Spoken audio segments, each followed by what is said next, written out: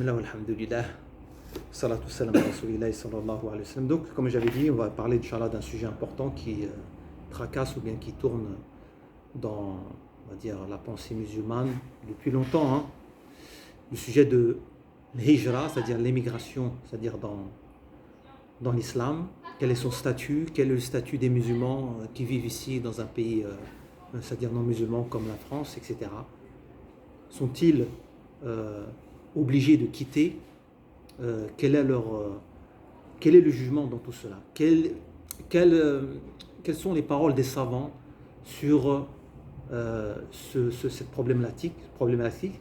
Et aussi par rapport, bien sûr qu'on va parler aussi de ce sujet-là, la présence des musulmans, c'est-à-dire en Occident, et la participation, bien sûr, des musulmans dans le domaine, c'est-à-dire social, et surtout dans le domaine politique, tout ce qui est des élections et tout ça.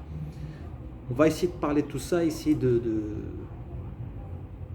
exposer les avis de tous les savants, rechercher sans prendre parti, juste on va exposer, Inch'Allah, et chacun, Inch'Allah, il va avoir son opinion de lui-même. Déjà, pour parler de la question de l'hijra, de l'immigration, il faut déjà parler de le contexte de la présence, c'est-à-dire musulmane en France et en Europe en général. Il faut voir ce contexte-là. Il faut déjà parler de ça. Parce que la présence, c'est-à-dire des musulmans, c'est-à-dire en Europe ou bien en France en particulier, date seulement des débuts des années 80, fin 70. Tu vois? Elle a commencé par ces années-là, 80-70, fin des années 70, 80. Mais la présence musulmane qui était au début, c'est-à-dire les premiers qui sont venus, est totalement différente de celle aujourd'hui, de celle qui est aujourd'hui. En effet, la première présence furent des gens émigrés. C'était des gens qui ont quitté, c'est-à-dire leur pays, qui sont venus du bled, comme on dit nous, pour le travail. C'était ça leur intention. Ils n'avaient pas du tout l'intention d'y rester, à la base. Tous ceux qui sont venus pour travailler, des pays du Maghreb, de l'Afrique, etc. Ils n'avaient pas l'intention de s'installer. C'était le début. Cependant, c'est-à-dire avec le temps, la donne a changé. C'est-à-dire ces derniers ont décidé non seulement de s'installer en faisant venir quoi? Leur famille. Donc ils ont fait venir leur famille, certains. D'autres se sont mariés et ont eu des enfants. D'accord? Et la différence, et ça qui va changer tout, c'est que ces enfants-là obtinrent, c'est-à-dire ont obtenu la nationalité du pays. Donc, c'est-à-dire c'était des gens qui sont français, musulmans. Des musulmans français, citoyens, ayant des droits et des devoirs dans une société, c'est-à-dire non musulmane. Et ça, c'est quelque chose de nouveau juridiquement dans l'histoire de l'islam. C'est-à-dire dans l'histoire de l'islam, on n'a jamais eu un contexte, c'est-à-dire où on a eu des musulmans, c'est-à-dire qui sont installés dans des pays, c'est-à-dire non musulmans. On va voir comment on les appelait avant. Et c'est-à-dire qu'ils jouent de leurs droits, c'est-à-dire qu'ils ont le droit de pratiquer, c'est-à-dire surtout leur islam. Ça, c'est quelque chose de nouveau d'un point de vue jurisprudentiel islamique. À savoir que les musulmans et l'islam, non seulement les musulmans, mais aussi l'islam devint une partie intégrante de la société en terre non musulmane. C'est-à-dire qu'une terre non musulmane reconnaît l'islam comme religion. Ça n'existait pas avant. Donc, ce paramètre-là va tout changer par rapport au point de vue du jugement juridique. Et c'est ça qui est important. Et c'est ça que les gens n'arrivent pas, c'est-à-dire à faire la différence. On n'est plus dans le contexte d'avant. Avant, une terre non musulmane, c'était une terre, il n'y a pas des musulmans qui y habitent, ou même s'il y a des musulmans qui y habitent, on appelle Dar al-Kufr ou bien Dar al-Harb, avant ils appelaient ça. C'est-à-dire le musulman, non seulement il n'avait pas le droit de pratiquer, il n'avait pas le droit du tout de manifester sa religion, et il devait même se cacher, tu vois. Donc c'était impossible.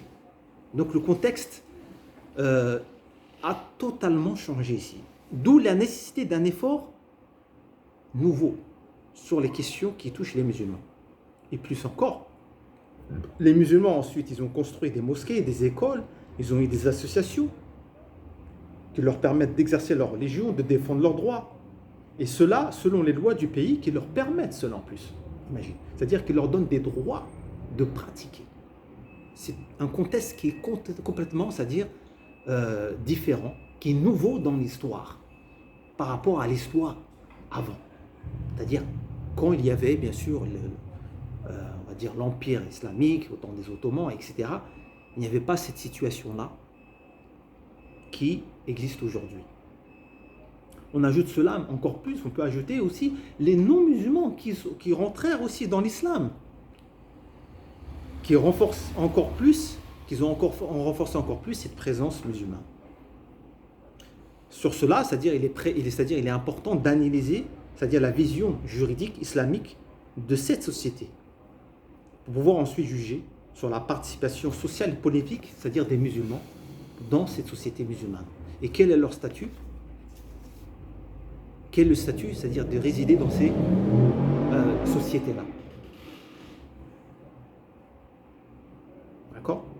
La base, bien sûr, la règle générale. C'est quoi la règle générale? C'est qu'un musulman réside dans un pays islamique. Dar al-Islam, on appelle ça en arabe.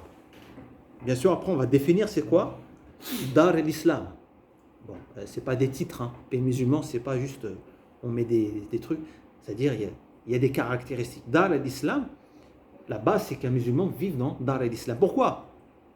Parce que là, théoriquement, c'est que dans Dar al-Islam, dans une terre d'islam, il peut pratiquer non seulement sa religion, et encore mieux, et il a la liberté de pratiquer de manière parfaite. Ça, c'est théorie. Normalement, dans Dar al-Islam, dans une terre musulmane. Est-ce que c'est le cas maintenant? On va voir ça. Donc, la base, c'est ça. C'est que tout musulman doit vivre dans une terre islamique, c'est-à-dire Dar al-Islam. Au début de l'islam,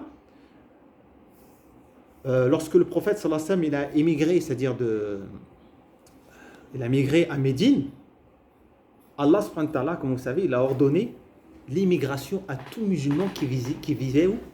À la Mecque.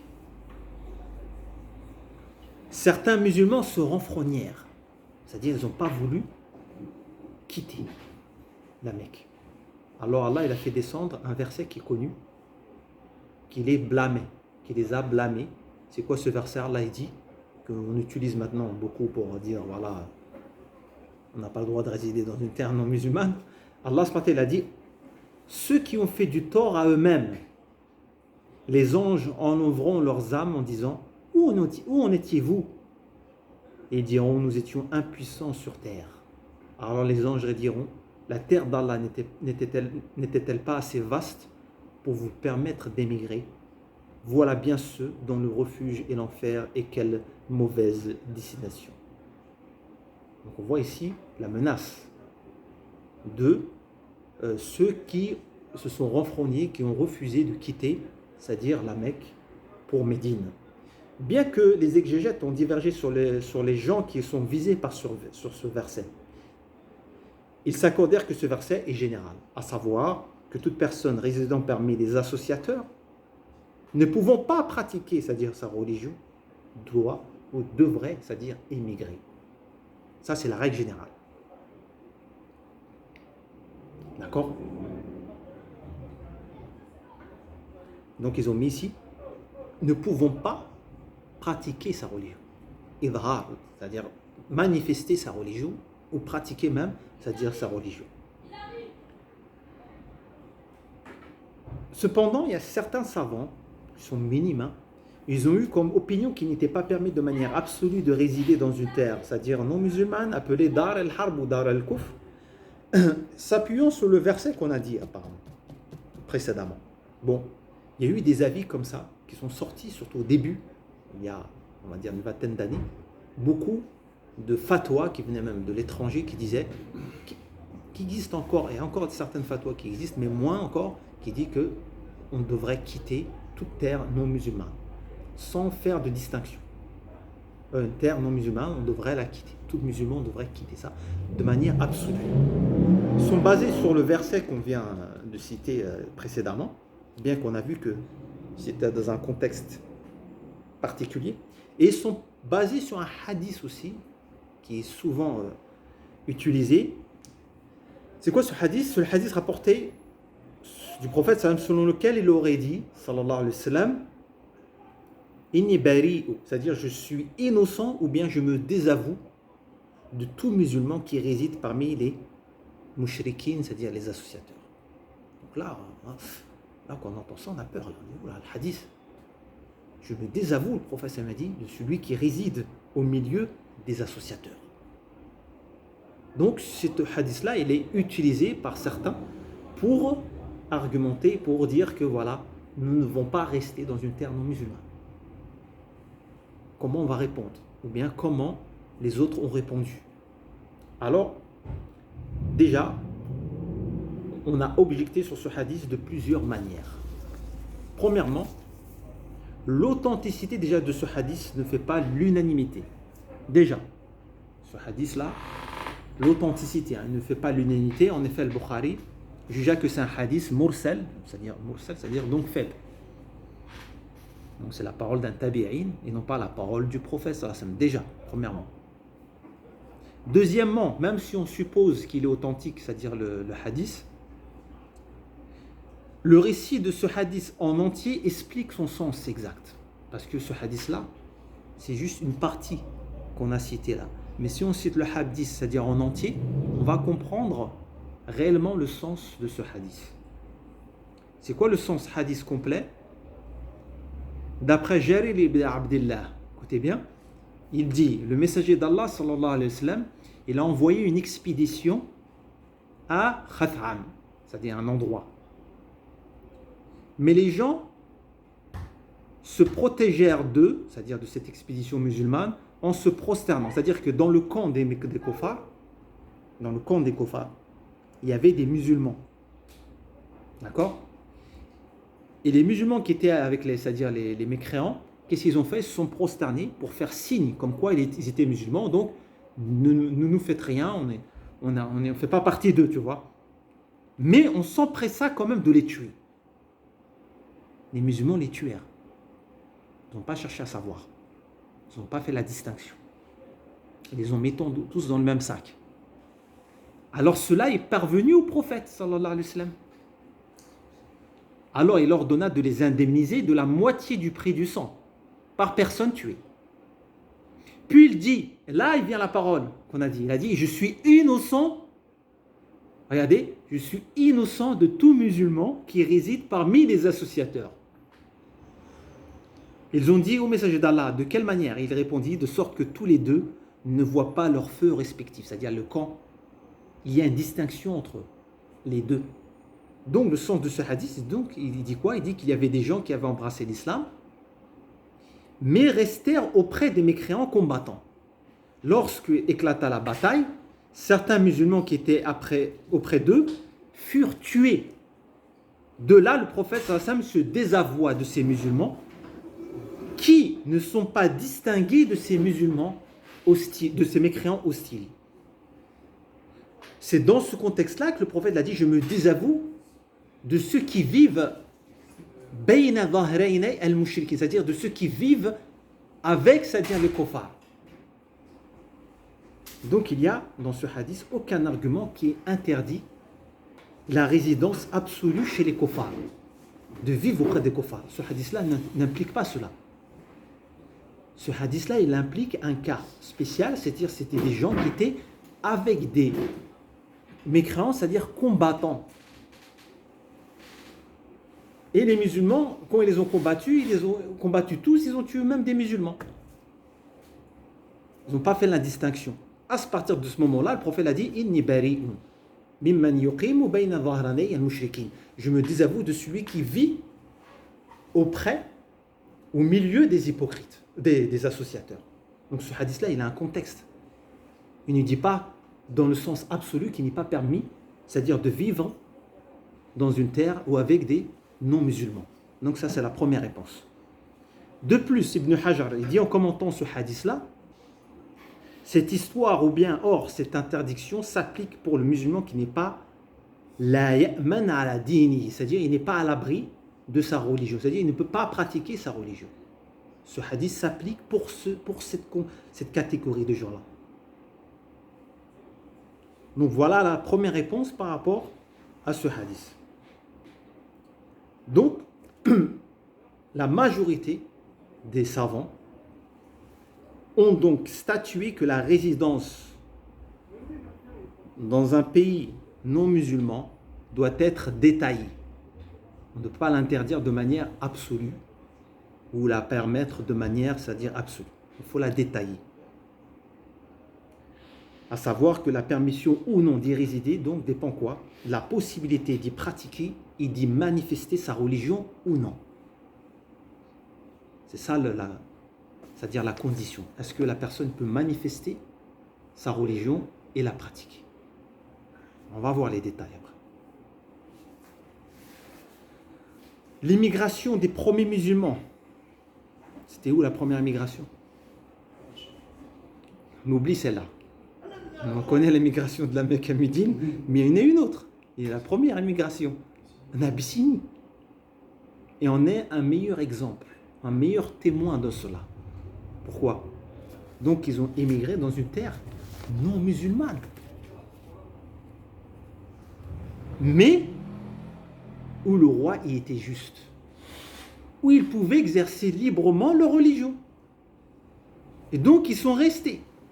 Jusqu'à même que le prophète, il a eu la victoire après. Sur les kofars, jusqu'à la fin. C'est-à-dire il a eu la victoire à la Mecque, quand il est revenu victorieux à la Mecque. Ils sont restés jusqu'à cette période-là. Et ensuite, ils sont revenus par leur choix, mais pas par ordre du prophète. C'est-à-dire ils sont restés toute cette période-là. Donc là, ici, il y a une preuve claire que ils étaient dans une terre, c'est-à-dire non musulmane, mais où ils pouvaient pratiquer, c'est-à-dire librement, où le roi, c'est-à-dire le gouverneur, c'est-à-dire il était juste. Le prophète leur a dit, allez là-bas, il y a un gouverneur juste. Donc c'est ça la question. Est-ce qu'on peut pratiquer? Est-ce qu'on a la liberté ou non de pratiquer librement notre religion, oui ou non?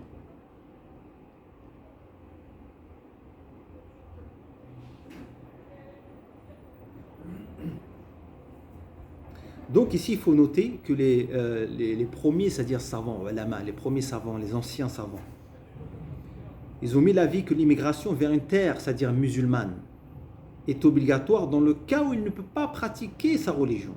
Ou bien, elle reste quand même recommandée. Ils ont dit ça, pourquoi? Pourquoi ils ont dit ça, les savants, avant, les fuqaha? Sur le contexte, par rapport au contexte dans lequel ils vivaient. Car, dans leur contexte, une terre dite Dar al-Islam avant. Dar al-Islam, c'était une terre où on pouvait normalement, on pouvait pratiquer sa religion librement et bien. Où la terre, et où, dans leur contexte à eux, Dar al-Harb ou Dar al-Kufr, on ne pouvait pas pratiquer l'islam avant. On n'avait pas cette possibilité. Il n'y avait pas ce contexte-là. Ça n'existe pas un contexte où on est dans une terre, c'est-à-dire non musulmane, où on a la liberté, à part, on va dire, le cas de l'Abyssinie, mais sinon, dans la généralité, ça n'existait pas ce contexte qu'on vit actuellement. C'est-à-dire une terre non musulmane qui reconnaît l'islam comme religion et qui permet même aux gens de pratiquer cette religion. Donc ce contexte-là n'existait pas en leur temps, le fuqaha. Donc là, il faut mettre ça comme paramètre dans les fatwas. Il ne faut pas sortir des fatwas qui datent de... Il faut regarder le contexte aussi dans lequel maintenant on vit actuellement. On va voir après les définitions dans l'islam, dans le kufr, comment c'était défini avant. Donc, ces déductions reposaient sur le partage du monde auparavant en Dar al-Islam et Dar al-Harb ou al-Kufr. Avant les fuqaha. Ils avaient partagé le monde en Dar al-Islam, terre d'islam, on disait, et Dar al-Harb, Dar al-Kufr, ou bien la terre de guerre, ou la terre mécréante. C'est quoi Dar al-Islam dans le fiqh? Il faut d'abord savoir qu'on n'a pas vraiment, on n'a aucun texte pour définir ça, c'est-à-dire de manière précise. Donc il y a eu certaines divergences, bien qu'on a eu un avis, c'est-à-dire on a eu des avis, c'est-à-dire qui se rejoignent sur une même définition. Dar al-Islam, il fut défini par les ulama, par le pays où les musulmans s'y sont installés, dont l'autorité leur revienne et où les lois islamiques y sont régies. Regardez bien toutes ces conditions-là. Les musulmans s'y sont installés dans cette terre-là. L'autorité leur revient, c'est eux qui ont l'autorité, qui commandent. Et où les lois islamiques y sont régies. Il n'est pas nécessaire que la majorité de ce pays soit musulman. Ce n'est pas nécessaire que la majorité soit musulman. Mais ce qui compte est que ce pays soit sous l'autorité et la souveraineté des musulmans. Et que les lois qui sont régies, c'est quoi? Les lois islamiques. On est d'accord pour Dar al-Islam. Dar al-Kufr, qu'on appelle Dar, c'est-à-dire la terre mécréante, c'est la terre où il régit les lois des mécréants. Et la terre qui est sous leur autorité. Dar al-Harb. Et c'est-à-dire Dar al-Kufr, excusez-moi, c'est la terre où il régit les lois des mécréants et la terre qui est sous l'autorité des Dékofar. Et Dar al-Kufr, elle est aussi divisée en deux catégories. Dar al-Kufr, ils l'ont divisée en deux catégories. La première, on l'appelait Dar al-Harb, avant. C'est-à-dire la terre de guerre. Ça veut dire quoi, terre de guerre? C'est-à-dire c'est la terre qui n'a pas, c'était le pays qui n'avait pas entre lui et les musulmans, et la terre, le pays des musulmans, un pacte de non-agression. C'est-à-dire on l'appelait la terre Dar al-Harb, parce qu'il n'y avait pas un pacte entre les deux, entre les musulmans et les non-musulmans, un pacte de non-agression. D'accord? Il n'était pas nécessaire que les deux soient même en guerre. Du moment qu'il n'y avait pas c'est-à-dire un pacte de non-agression, on appelait cela Dar al-Harb. Ça avant on parle d'avant. Et le deuxième catégorie de Dar al-Kufr qu'on appelait avant Dar al-Ahd, c'est-à-dire la terre qui a avec la terre musulmane un pacte de non-agression ou une trêve ou une terre ils ont fait c'est-à-dire un traité de paix entre eux. Voilà. On l'appelait Dar al-Ahd. Ici, il faut aussi remarquer quelque chose, c'est-à-dire que statuer une terre qui est une terre d'islam ou une terre de kouf, ce n'est pas un caractéristique inchangeable. Il peut changer d'une époque à l'autre, suivant le changement de l'autorité, des lois qui y sont régies et de ses habitants. Donc ce n'est pas quelque chose c'est-à-dire qui est fixe. D'accord? Donc voilà le partage qu'avait donné le savant avant par rapport au monde qu'il y avait. Le monde musulman, comme il était partagé à l'époque. Est-ce que maintenant on a le même statut? On va le voir. Il y a quelque chose ici, il y a une remarque qui est importante, c'est Ibn Taymiyyah. Il a donné une troisième catégorie.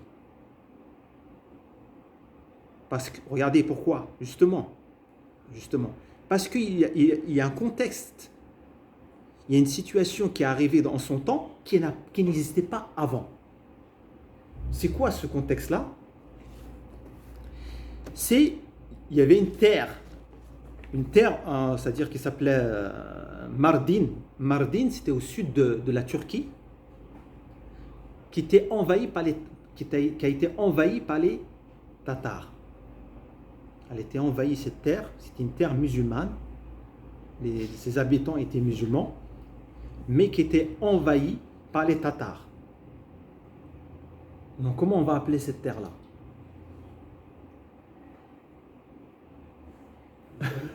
Dans la logique. Mécréante? Dans la logique. Mais tous sont musulmans. Oui, mais s'ils ont pris le pouvoir. Ben voilà, là tu vas comprendre quelque chose d'important. C'est là le problème. C'est-à-dire que on n'a pas un texte qui nous dise, voilà, un hadith, en fin de compte, c'est que des interprétations des savants. de statuer une terre de telle catégorie, de telle catégorie. C'est pour ça que lui n'a pas osé dire que cette terre-là, c'est une dar kufr. Ni il a osé dire c'est dar l'islam. Donc lui, il a dit quoi? Dar murakkaba. Il a dit c'est une terre mélangée. Je vais appeler cette terre-là une terre mélangée. Donc il l'a appelé dar murakkaba, c'est-à-dire il y a les deux. Il y a de l'islam, mais aussi du kufr. C'est pas l'autorité qui gagne. Oui, c'est vrai, l'autorité, mais lui, c'est ça. C'est pour ça que je t'ai dit qu'il y a des savants, ils voient que c'est que l'autorité qui est prise en compte. Oui. Mais le problème, on va voir qu'il va y avoir un problème dans ça. Même si c'est l'autorité, même ceux qui prennent l'autorité, c'est des kofars par exemple, ou les lois qui sont régies, est-ce que sont toutes des lois kofars? Ou bien c'est mélangé? Est-ce que cette terre-là, on va l'appeler Dar al-Kufr? En réalité, on n'a pas de texte clair sur ça. Ça reste qu'un effort d'interprétation. Mais là où il a raison, tu dis, c'est-à-dire que tous les pays musulmans d'aujourd'hui, on peut pratiquement dire que c'est des terres mélangées. Et ben justement, c'est ça qu'on va dire, on va parler là. Et là, justement, on va arriver dans des points essentiels. Parce que quand tu dis Dar al-Harb, ça va être utilisé par des mouvements djihadistes. Ils vont dire Dar al-Harb, on peut tous les combattre. Ah oui, il se passe comme ça. C'est de là, c'est venu. Ils ont dit quoi par exemple? Ils ont dit les pays musulmans, c'est tous Dar al-Harb. Daesh, par exemple, il dit tous les pays, c'est Dar al-Harb. Pour eux, c'était ça. L'Algérie, le Maroc, la Tunisie, le Maroc, l'Arabie, même l'Arabie, tous, ils les considéraient Dar al-Harb. C'est-à-dire que c'était des terres mécréantes, malgré que la majorité, c'était des musulmans qui vivent.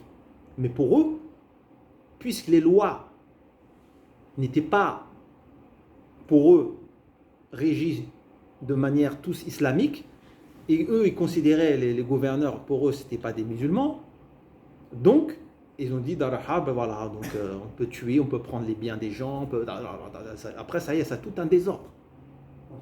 Et ben oui, c'est ça, c'est-à-dire le danger. Donc, en fin de compte, on va voir que il y a un contexte qui va changer. Tout le contexte qu'on vit actuellement, le monde dans lequel on vit, n'a rien à voir avec le monde avant, où vivaient les savants qui ont émis ces fatwas-là. Le contexte aujourd'hui a changé, en particulier après la chute de l'Empire ottoman. La chute de l'Empire ottoman, qu'est-ce qui s'est passé? La plupart des pays musulmans, comme vous savez, ils furent colonisés. On sait ça. Après leur indépendance, qu'est-ce qui s'est passé? Quand les pays, c'est-à-dire coloniateurs, c'est-à-dire ils ont quitté, c'est-à-dire ces pays-là, c'est-à-dire qui étaient musulmans, ces pays-là n'ont pas adopté comme source de loi la charia de manière complète. Mais ils ont adopté pour la plupart des régimes démocratiques régis par des constitutions occidentales.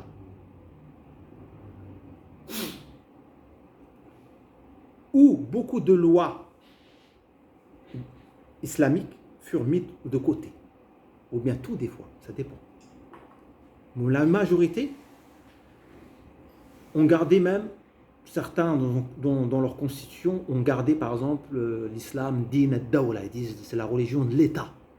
Mais ça ne stipule pas que c'est la seule source de sharia, c'est-à-dire de la loi. Ou bien certains pays, ils ont gardé par exemple les lois c'est-à-dire islamiques dans le domaine, c'est-à-dire de l'héritage, c'est-à-dire le mariage et tout ça. Mais dans les autres domaines, non. Donc il y a eu là, c'est-à-dire il y a un problème là. Et encore là, qu'est-ce qui se passe? On a un nouveau contexte. On a même trouvé des pays musulmans où certaines pratiques religieuses étaient interdites. C'est bizarre là.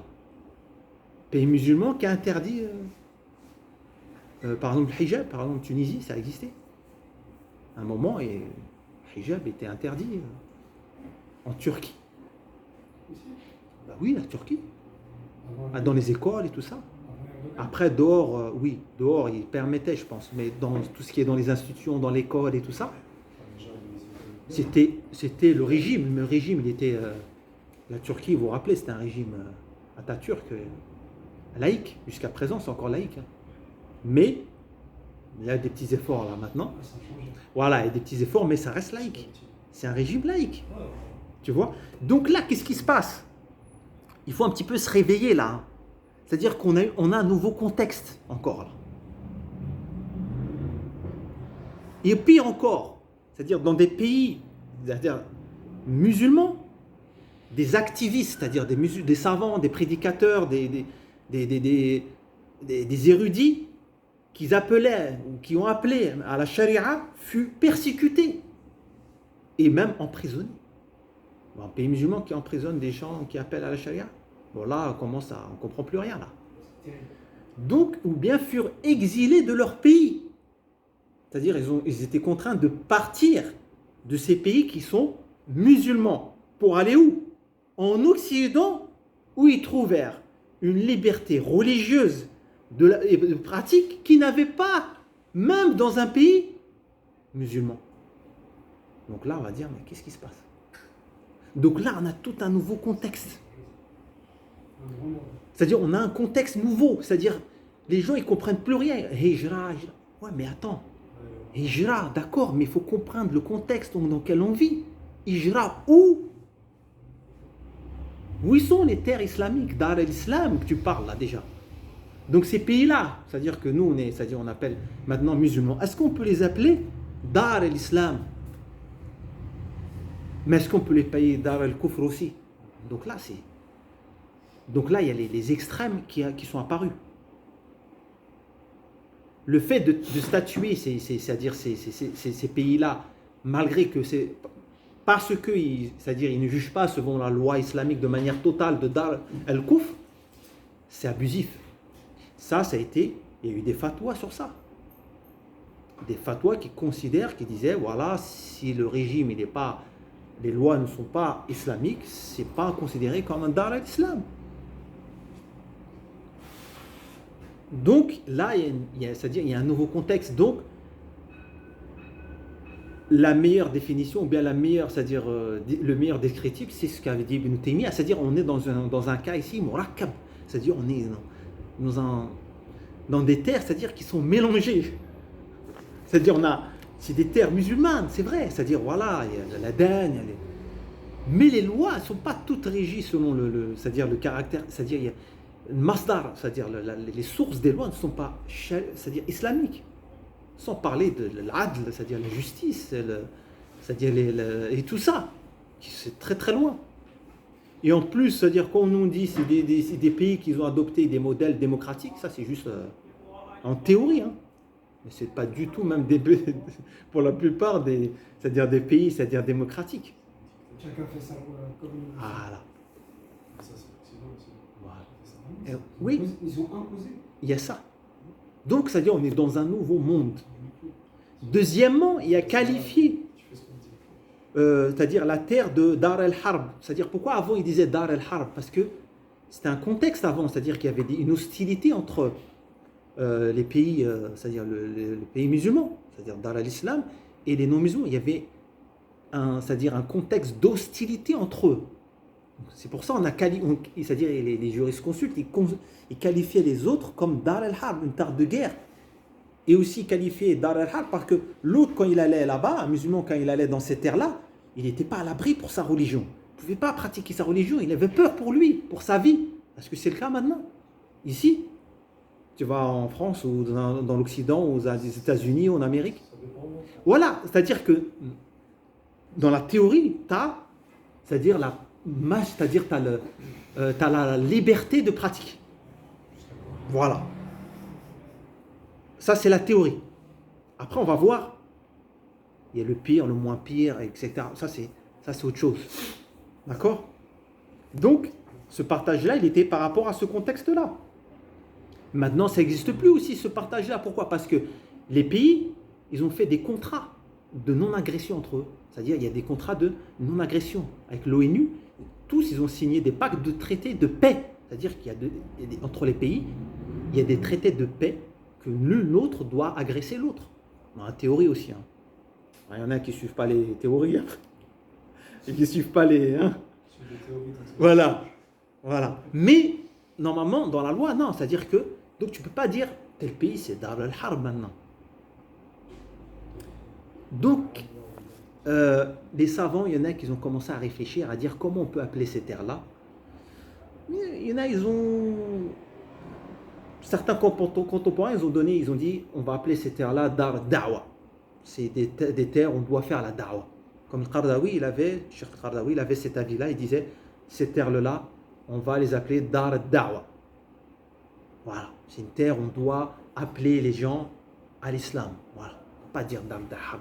Il n'y a pas de guerre entre nous et tout. La France et l'Algérie, il n'y a pas de guerre. Ou la France avec les autres pays, on n'est pas en guerre. Il y a des traités de paix entre les deux. Donc, El Marwadi, lui, il a été plus loin. Comme rapporte de lui, Ibn Hajar, il dit.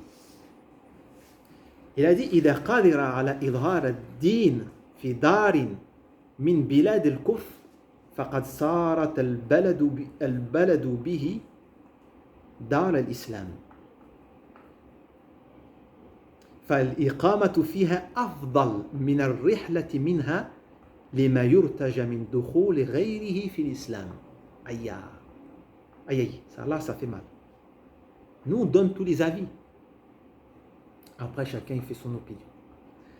Il a dit, El Marwadi, s'il peut manifester sa religion dans un pays parmi les pays de mécréants, ce pays devient pour lui une terre d'islam. Subhanallah. Il a dit, pour toi, ça devient une terre d'islam. Y résider même est préférable par le fait d'espérer que les non-musulmans rentrent dans l'islam par ta cause. Eh oui. Il faut voir loin aussi. Parce que ça n'implique pas justement soit une cause. Oui, parce que ceux qui sont là, qui font rien pour appeler. C'est vrai. Parce qu'ils sont concernés par ça. C'est vrai, mais si tout le monde part, ou bien, c'est du cas par cas. Voilà, c'est du cas par cas. Exactement. Imagine les gens qui étaient avant nous, ils seront partis. Et si tu es né dans cette terre, Je serais. C'est-à-dire, est-ce que les gens, parce qu'on aurait les mosquées, est-ce qu'il y aurait convertis, est-ce qu'il y aurait tout ça? C'est ça aussi. si tu es né dans cette terre, parce que la loi Ouais. change. Voilà, c'est ça, que tout a changé le contexte. Maintenant, c'est que les gens c'est-à-dire qui sont en Occident, c'est pas des gens qui sont venus, c'est des gens qui sont nés. Ils habitent, c'est des citoyens qui ont des droits et des devoirs. Mais ça joue, c'est pas le paramètre qui va décider, mais le paramètre c'est c'est-à-dire est-ce que tu as la possibilité de pratiquer, oui ou non? En fait, ce que je veux dire, est-ce qu'on a le droit d'avoir un attachement à cette terre?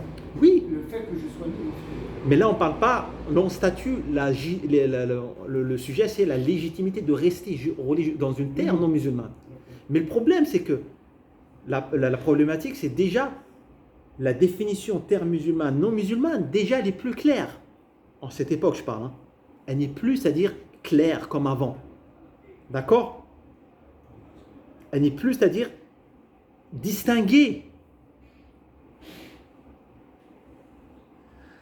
Ibn al-Arabi, lui, il dit qu'est-ce qu'il disait sur l'immigration. Lui, il disait qu'elle est obligatoire dans 3 cas, pour le musulman capable. L'immigration, premier type d'immigration, l'immigration d'une terre de harb, terre de mécréance, vers une terre d'islam. Ça, c'est le premier type. Le deuxième, il a dit sortir d'une terre d'innovation. Une terre où il y a beaucoup d'innovation, des gens qui sont loin, c'est-à-dire qu'ils ont dévié de la sunna, par exemple. Il dit aussi même cette terre-là, c'est-à-dire il faut la quitter. Imagine. Ou bien sortir d'une terre dont le haram s'est répandu.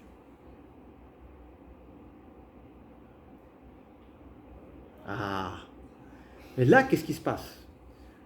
Dans la règle générale, c'est bien sûr que le haram, théoriquement, est plus présent dans des pays dits kofar, c'est-à-dire des pays mécréants. Mais ce critère est relatif d'un endroit ou à un autre. Car aucun pays est désormais épargné, maintenant. Et voilà. Donc, comment on va conclure dans tout ça?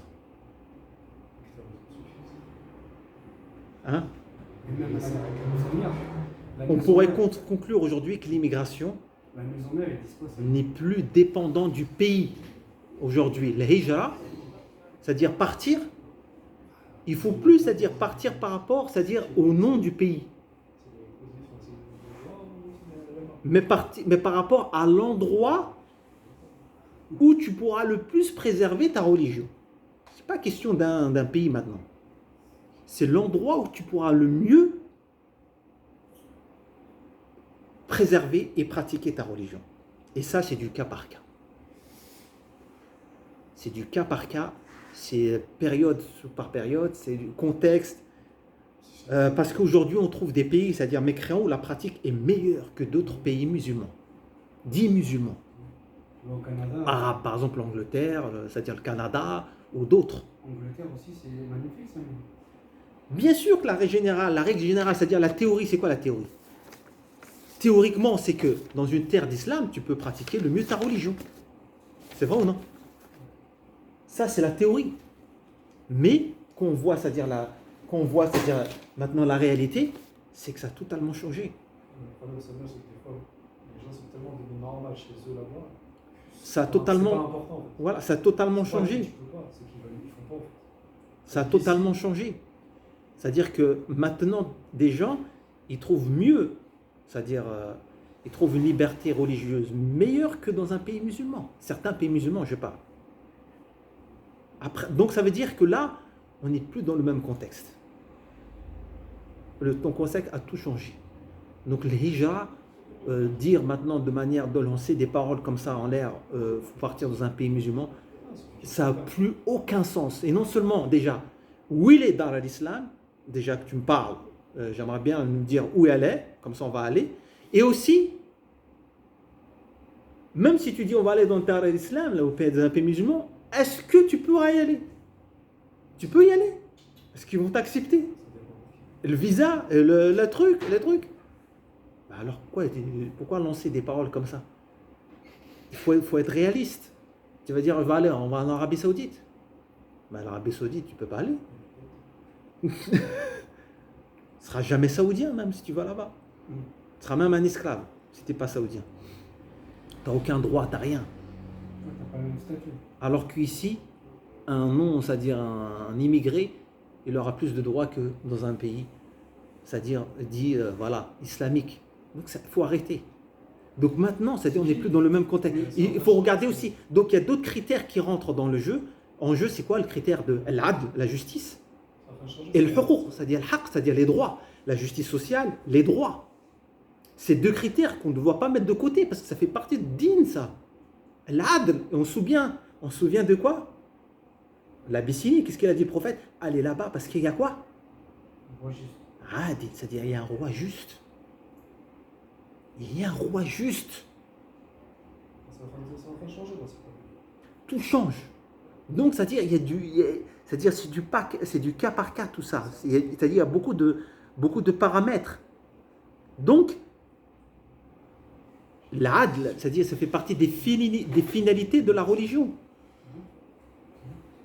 Et la pérennité de tout État. Tout État. Tout État. C'est-à-dire qui n'est pas, c'est-à-dire régi par l'adl, c'est-à-dire par la justice.